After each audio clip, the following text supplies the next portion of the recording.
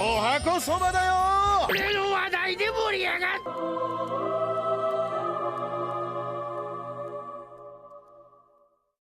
Sanji, the cook, the simp, the warrior, the legend. He's everything, but it depends on whether you're reading the One Piece manga or watching the One Piece anime. He might seem like two completely different characters. Today, we'll talk about the controversy between Toei Animation and Sanji's portrayal. And we'll be asking the big question that, does Toei wants to kill Sanji? We know Sanji, he's always been thirsty. Well, that's kind of part of his charm.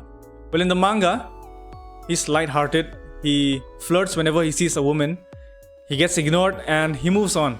But Toei said, hey, let's make this guy bleed to death just by seeing a mermaid. And therefore, we go to the Fishman Island arc with the most famous nosebleed crisis. So after the time skip, the Straw Hats reunited and they head to the Fishman Island. Sanji, who has not seen a woman for 2 years, gets overwhelmed after seeing a mermaid. So in the manga, Sanji gets a nosebleed from excitement after seeing a mermaid. But it's just a gag, it's a quick gag. Well, Oda uses this to show that Sanji has not changed even after 2 years. And it also kind of breaks tension, but it does not disrupt the story that much. So the joke is over in a few panels and the focus shifts back to the plot pretty fast. But in the anime, Toei turns this into an entire subplot. Sanji gets such a massive nosebleed that Chopper says he might die from blood loss. They spend multiple episodes with Sanji lying in bed with IVs, and they even introduced a blood donor subplot with a fishman. And there have been repeated gags of him having blood loss after seeing a mermaid.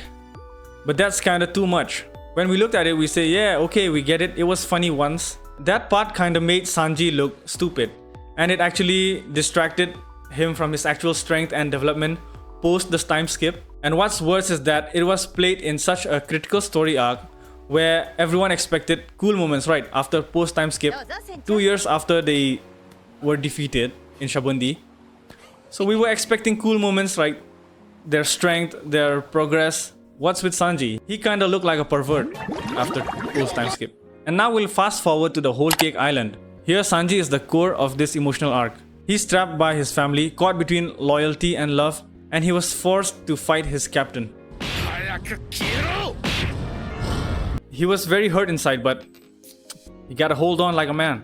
He pretends as if he doesn't care, but he's actually breaking inside. In the manga, Oda draws Sanji's emotions with subtlety. You can feel his pain without him saying much. He hits Luffy hard without Luffy fighting back. Sanji's expressions are mixed with guilt and sorrow.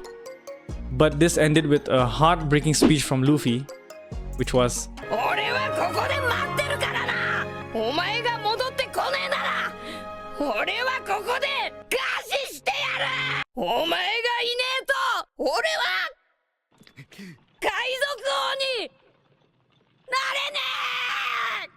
it's powerful, quiet and raw. And in the anime, Toei adds extra grunts, flashbacks, dramatic music and filler scenes which slows the pacing.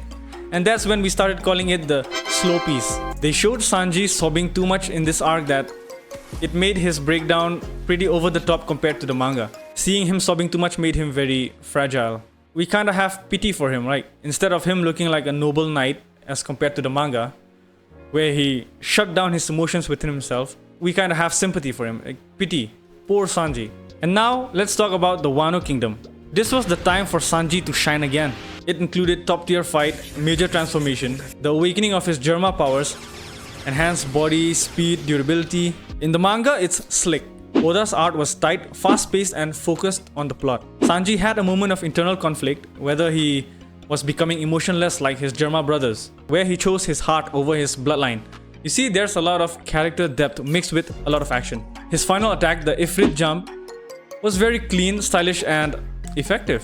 He finishes Queen with a single epic combo which showcases his speed and finesse. But Toei, they extended this fight across multiple scenes, adding long flashbacks, extra dialogue, dramatic music, extra screaming. Yes, a lot of yelling. Even Queen gets extra comedy moments which wasn't even in the manga. And that dancing and music of Queen, that part made me so boring. Like I wanted to skip One Piece. Like I want to see the next episode. Like, I don't want to see him dancing. I don't want to see him. And even Sanji's final attack, the Ifrit Jambe, it was surrounded by so much build-up that by the time it landed, it felt like the momentum was gone. We forgot, like, it takes episodes to land, man. When will his kick land on Queen? It's not all bad, okay? The animation was pretty amazing. But when you overstuff a clean combo with so much filler and draw out tension, it starts to feel like Toei doesn't trust the source material. Why does Toei do this? Well, anime production is very brutal. One Piece airs almost every week with no seasonal break, so studios have to pad episodes to avoid catching up with the manga. And that means more flashback, extended reactions, slow pacing, and yes, exaggerated comedy. And the problem is Sanji's character suffers most from this.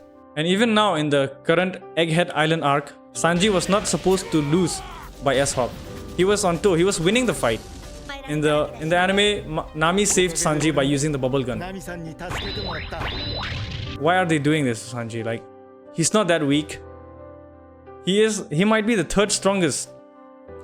He is the third strongest from the Straw Hat. Well, I do not read the manga. I'm an anime only guy, but by reading many comments and seeing memes of Sanji's, like Toei wants to kill Sanji, and I did some research and then I came out with all these explanation of why Toei wants to kill Sanji. There's also a post here which says that many animators are refusing to handle Sanji's character, and as a result, an idea to kill off his character in the anime is being proposed to Oda. So I don't know about Sanji, what will happen to him in the future, but depending on what version of One Piece you're consuming, whether it's the manga or the anime, it will be different.